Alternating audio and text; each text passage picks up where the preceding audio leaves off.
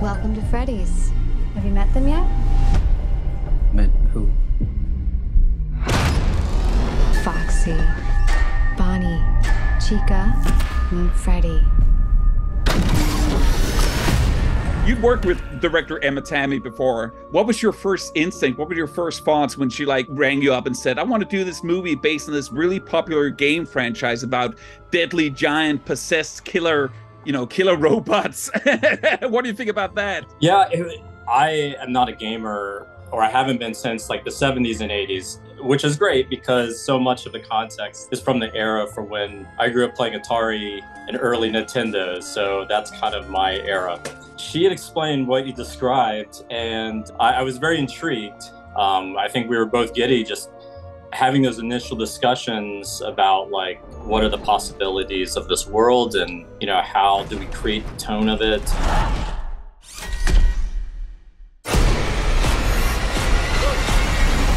The interesting thing, I guess, is that it's very much a game series that's so much driven by the visual storytelling, and also by the framing of the images as well. So I guess that must have been really interesting. It was absolutely fascinating because, it was important for us to bring in the tonal aspects why the game was so successful. Even the first one, it's a very first-person player element. You're limited in what you can see and what information you're given at what time, and certain types of scares.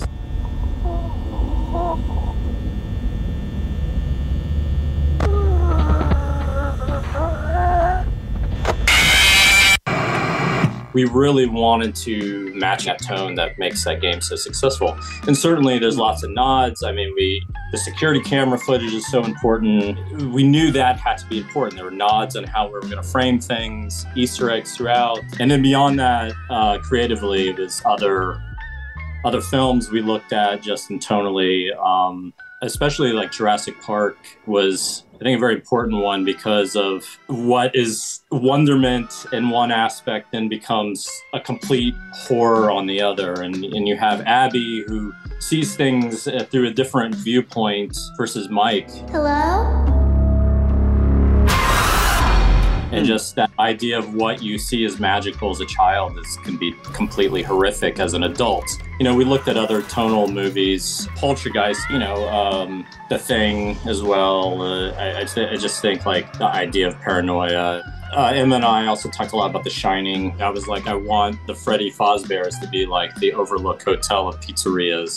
It's like not only the animatronics, but you really want this place of suspense, and you don't quite know what's around every corner.